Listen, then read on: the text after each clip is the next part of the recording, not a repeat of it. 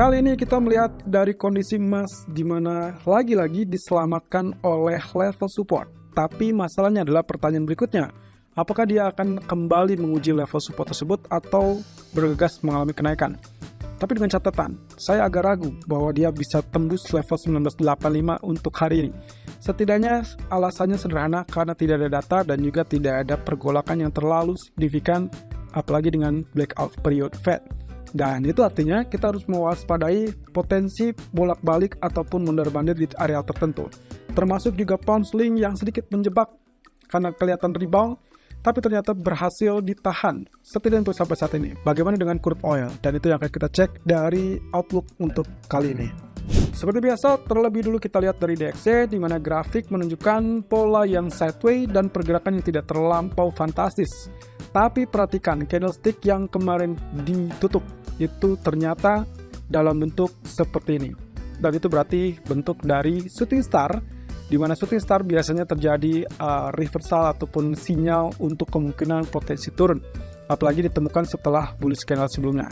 Nah, berarti ini lagi-lagi tetap kita bertahan dalam zona support ataupun resisten dengan resisten 104.66 dan supportnya adalah 103.62. So far dia bertahan di 103.87, tapi ini berarti ada gejala ataupun tanda-tanda bisa saja 103.60-an itu akan kembali diuji. Ya, jadi kita patokannya seperti itu dan kita masih melihat dalam posisi sideways yang mungkin benar-benar sideways sampai saat ini. Bagian dengan kondisi di grafik keempatnya, posisinya juga ternyata tidak terlalu jauh berbeda. Dan lagi-lagi kondisi ini masih tetap bertahan dan kita mungkin sedang memperhatikan pola yang kita curigai sebagai double top. Nah, itu berarti zona trendline ataupun neckline kita anggap di area ini dan itu berarti akan berada di kisaran 103.46. Jadi hati-hati ada 103.62, 103.46. 103.62 itu adalah level support ya, support dari sisi historical price. Sementara 103.40-an itulah neckline yang kita curigai dari pola double top. Well, mana yang lebih dulu ditembus tentunya itu yang akan menjadi kriteria yang selanjutnya akan menjadi trigger ataupun pemicu. Nah, dari US Treasury Yield-nya juga relatif sama, pergerakannya tidak terlampau lebih tinggi, jadi kita masih tetap posisinya juga melihat kondisi lower high. Dan kita berharap ini akan terjadi penurunan sampai 3,6%. Nah, kemudian yang harus kita lihat lagi dari sisi daily-nya, ternyata US Treasury Yield-nya juga tidak terlampau tinggi dan bahkan lagi-lagi kita bisa andalkan shooting star ini untuk menekan turun. Dan saya masih tetap optimis bahwa kita belum akan melihat rally di atas 3,9%. Bahkan di grafik weekly-nya kita juga sempat sebutkan terkait dengan kondisi descending triangle.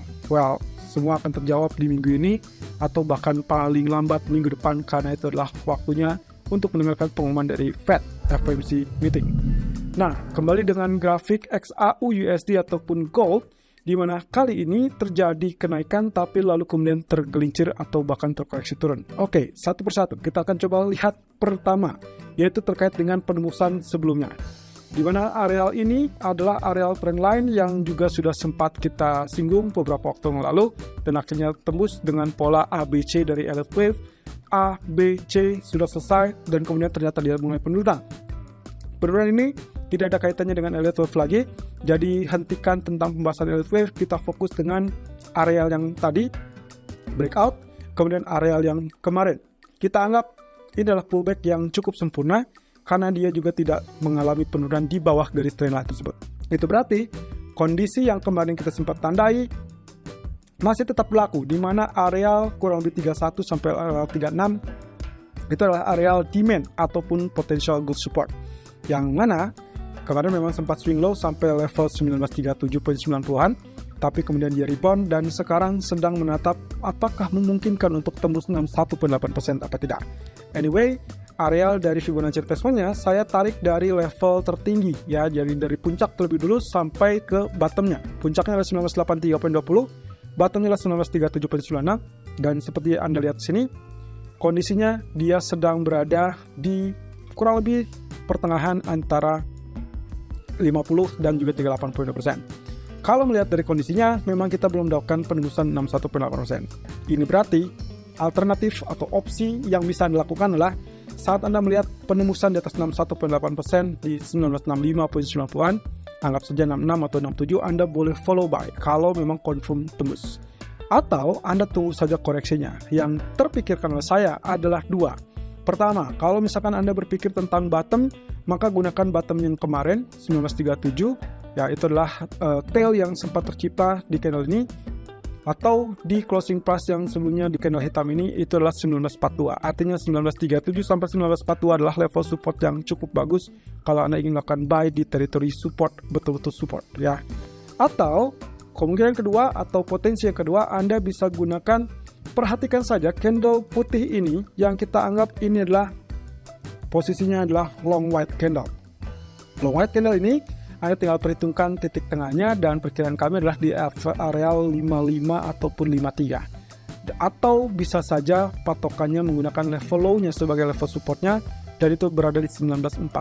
So 1949, 1953 itulah level support terdekat untuk lakukan buy. Artinya secara singkat ini dia mungkin akan terhenti di area tersebut atau diharapkan terhenti di area tersebut. Kemudian dia berbalik naik dan itulah akhirnya 65 atau area 1965 bisa kembali ditembus. Dan itu dengan catatan Anda boleh pertahankan buy kalau memang betul-betul tembus, tapi kalau tidak ditembus Anda segera exit karena strategi ini kita mengincar zona 1963-64 saja untuk target keduanya. Oke, kemudian untuk lebih lanjut lagi kita harus perhatikan juga dari aspek setidaknya di grafik daily. Ada hal yang cukup menarik di sini. Kemarin kita sudah sempat lihat teritori level support trendline yang dimaksud, dan lagi-lagi kemarin pun tertahan walaupun swing low 1937.92 nyatanya memang tidak tembus, dan karena dia tutup dengan bullish dan kembali di atas garis, maka kita anggap ini masih strong support. Nah, tapi juga kalau saya perbesar, Anda bisa perhatikan seperti ini teman-teman. Perhatikan bagian bottom di sisi kiri dan juga bottom yang baru saja kemarin terbentuk, maka yang saya cenderung lihat inilah potential double bottom. Ya, saya tahu bottomnya mungkin tidak terlalu sama karena yang paling mencolok di sini sisi kirinya adalah 1931, kemarin hanya sampai 1937. Tapi satu hal yang cukup menariknya adalah selain trendline, double bottom, tapi juga potensi dari kita sebut saja dengan piercing line. Artinya kemungkinan potensi kenaikan sangat diharapkan untuk terjadi. Tapi hati-hati kalau misalkan tergelincir di bawah level 1949. Lagi-lagi teritori tersebut bisa saja untuk retest ataupun diuji. Bagaimana kalau misalkan ternyata double bottom yang betul-betul terjadi? Maka neckline itu diperkirakan akan berada di teritori ini teman-teman.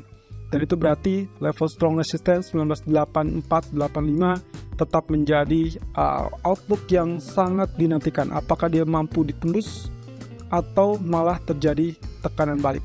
Karena kalau itu yang terjadi, maka kita belum aman dari sisi ataupun tekanan bearish.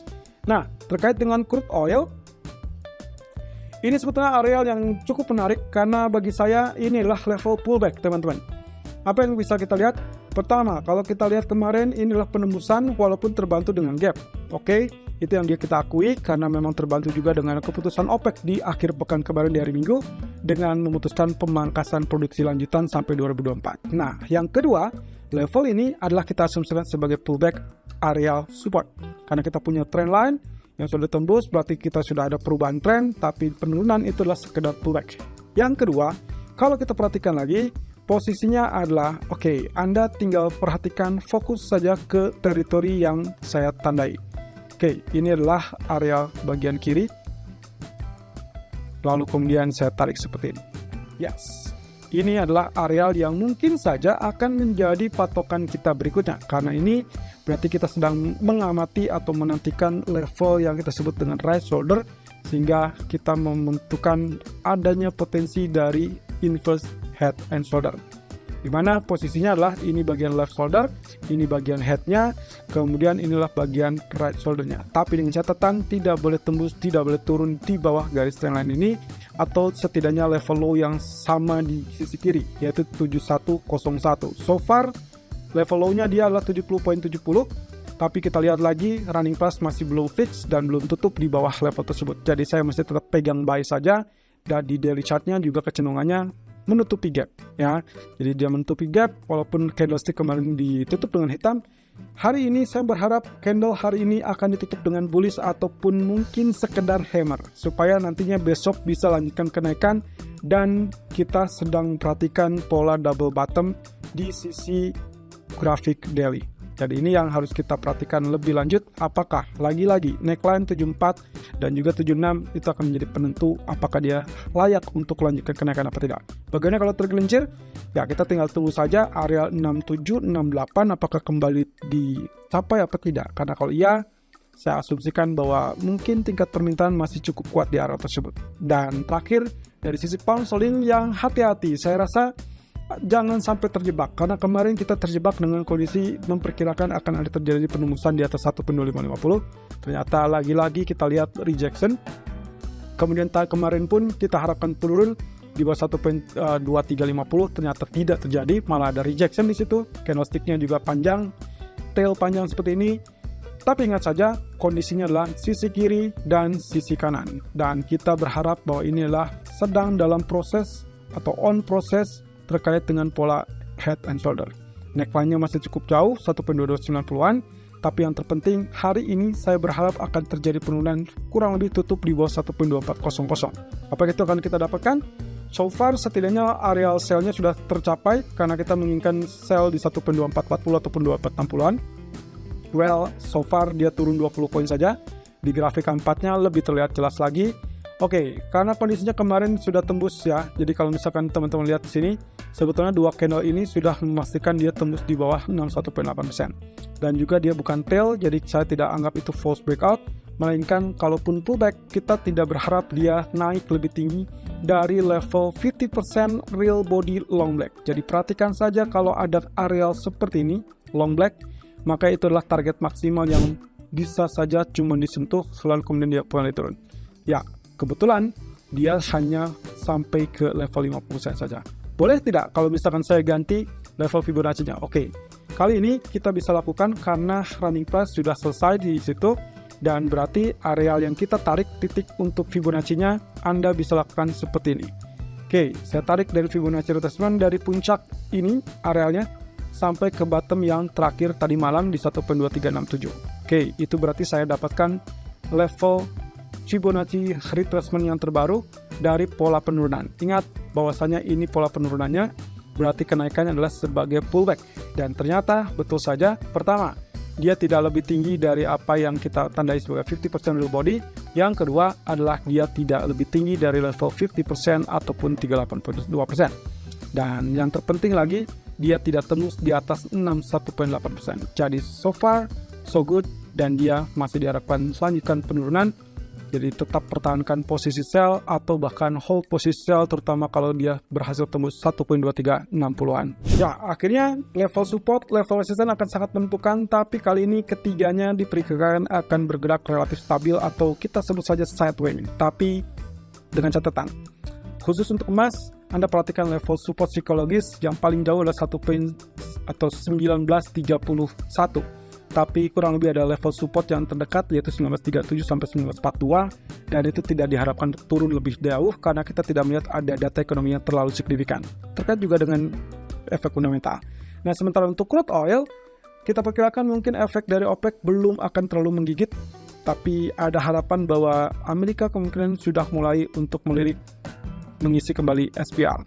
Dan pound sterling saya masih tetap bertahan untuk outlook bearish karena yang diperkirakan kita lihat adalah tidak ada data ekonomi yang terlalu menunjang untuk pound sterling terlalu kuat sehingga kemungkinan spike itulah kesempatan untuk melakukan sell.